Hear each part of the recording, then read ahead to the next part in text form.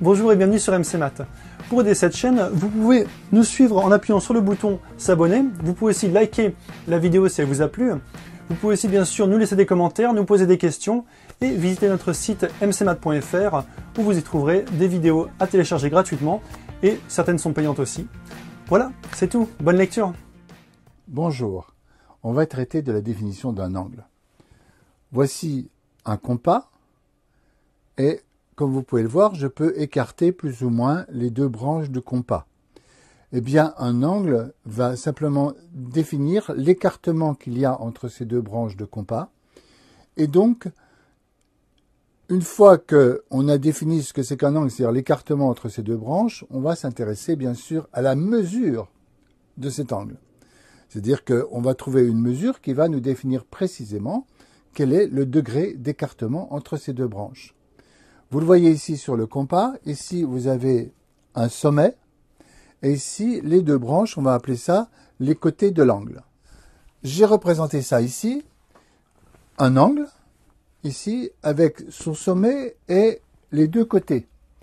Et vous avez ici, en général, on fait figurer la mesure de l'angle simplement en faisant un petit arc de cercle ici.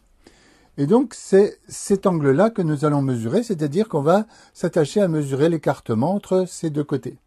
Pour la petite histoire, et pour définir ce que c'est que l'unité d'angle, qui est l'unité la plus commune étant le degré, pour la petite histoire, voici comment on est arrivé à la mesure de l'angle en degrés. On est parti d'un triangle équilatéral, parce que dans l'Antiquité, depuis les temps très anciens, le triangle équilatéral a toujours été un symbole. C'est un symbole parce que tout simplement, c'est un peu la figure parfaite. Elle a trois côtés égaux. Elle a trois angles égaux. Et donc, on l'a souvent représenté en tant que quelque chose, un symbole parfait. Ici, on s'est dit, bien, si ça, c'est un symbole parfait, on va dire que ici, cet angle-là est une unité d'angle.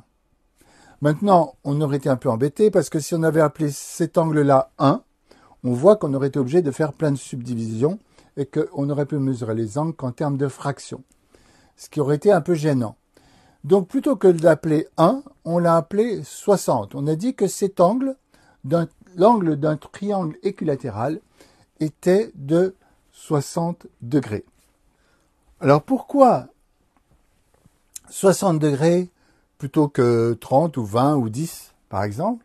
Eh bien, tout simplement parce que 60 est un nombre assez extraordinaire, parce qu'il est divisible par 2, il est divisible par 3, il est divisible par 4, il est divisible par 5, il est divisible par 6, il est divisible par 12, il est divisible par 15, il est divisible par 20, et enfin, il est divisible par 30. Bien sûr, il est divisible par lui-même par 60. Mais disons que, vous voyez, c'est un nombre magique parce qu'il est divisé par un très grand nombre d'autres nombres. Voilà, donc on a dit, eh bien, la mesure de l'angle d'un triangle équilatéral, c'est 60 degrés. Et à partir de là, on a fait toutes les divisions possibles. Et si vous regardez un rapporteur, eh bien ici, vous avez 0.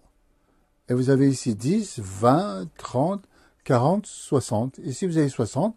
Et on a divisé tout ça en parties égales. Maintenant, comment est-ce que vous allez faire pour mesurer un angle? Eh bien, ici, vous voyez, vous avez une base. C'est la base du rapporteur. Et au milieu de cette base, vous avez un 0.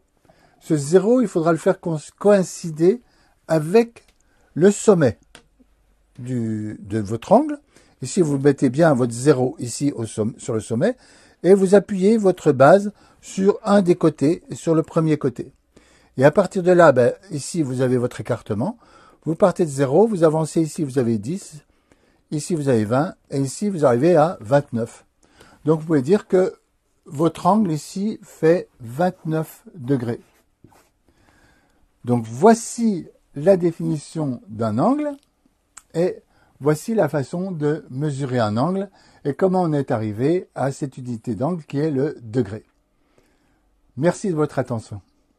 Voilà, c'est fini pour ce cours. S'il vous a plu, je vous invite à cliquer sur le bouton qui va apparaître ici pour vous abonner à notre chaîne et aussi liker notre page.